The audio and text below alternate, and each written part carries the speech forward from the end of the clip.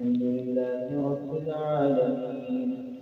الرحمن الرحيم مالك يوم الدين إياك نعبد وإياك نستعين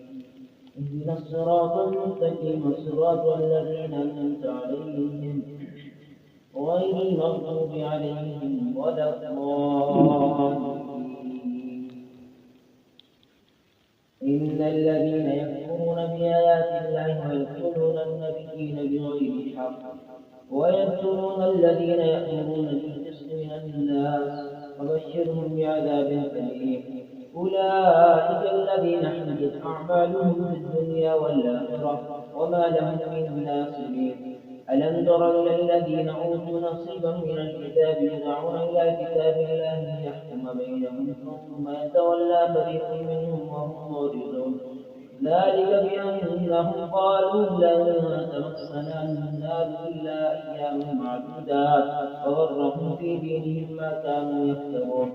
فكيف إذا جمعناهم ليوم لا ريب فيه ووفيت كل نفس ما كسبت وهم لا يظلمون قل اللهم مالك الملك تؤتي الملك من تشاء وتنزع الملك ممن تشاء وتعز من تشاء وتذل من تشاء بيدك الخير إنك على كل شيء قدير تولج الليل في النهار وتولج النهار في الليل وتخرج الحي من الميت وتخرج الميت من الحي وترزق من تشاء بغير حساب لا يتخذ المؤمنون الكافرين أولياء من دون المؤمنين ومن يفعل ذلك فليس من الله في شيء إلا أن تتقوا منهم تقاه ويحذركم الله نفسه وإلى الله المصير قل إن تخفوا ما في صدوركم أو تبدوه يعلمه الله ويعلم ما في السماوات وما في الأرض الله على كل شيء قدير يوم تجد كل نفس ما عملت من خير محضرا وما عملت من سوء تود لو أن بينها وبينه أمدا بعيدا ويحذركم الله نفسه والله رؤوف بالعباد قل إن كنتم تحبون الله فاتبعوني يحببكم الله ويغفر لكم ذنوبكم والله غفور رحيم قل أطيعوا الله والرسول فإن تولوا فإن الله لا يحب الكافرين إن الله اصطفى آدم ونوحا وآل إبراهيم وآل عمران على العالمين ذرية بعضها من بعض والله سميع عليم إذ قالت امرأة عمران ربي إني نذرت لك ما في بطني محررا فتقبل مني إنك أنت السميع العليم فلما وضعتها قالت رب إني وضعتها أنثى والله أعلم بما وضعت وليس الذكر كالأنثى وإني سميتها مريم وإني أعيذها بك وذريتها من الشيطان الرجيم فتقبلها ربها بقبول حسن وأنبتها نباتا حسنا وكفلها زكريا كلما دخل عليها زكريا المحراب وجد عندها رزقا قال يا مريم أنى لك هذا قالت هو من عند الله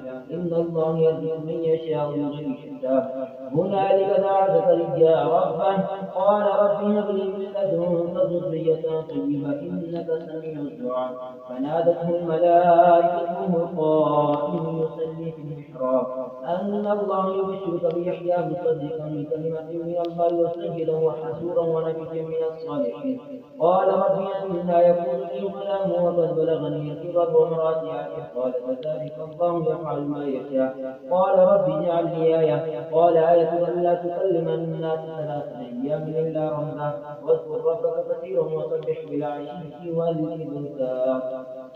وإذ قالت الملائكة يا مريم إن الله اصطفاك وطهرك واصطفاك على نساء العالمين يا مريم اقنتي لربك واسجدي واركعي مع الراكعين ذلك من أنباء الغيب نوحيه إليك وما كنت لديهم إذ يلقون أقلامهم يقتل مريم وما كنت لديهم إذ يختصمون وإذ قالت الملائكة يا مريم إن الله يبشرك بكلمة منه اسمه المسيح عيسى ابن مريم وجيها في الدنيا والآخرة من المقربين ويكلم الناس بالمهد وكهلا من الصالحين قالت رب أنى يكون لي ولد ولم يمسسني بشر قال كذلك الله يخلق ما يشاء إذا قضى أمرا فإنما يكون له كن فيكون ويعلمهم الكتاب والحكمة والتوراة والإنجيل ورسولا إلى بني إسرائيل أني قد جئتكم بآية من ربكم أني أخلق لكم من الطين كهيئة الطير فأنفخ فيه فيكون طيرا بإذن الله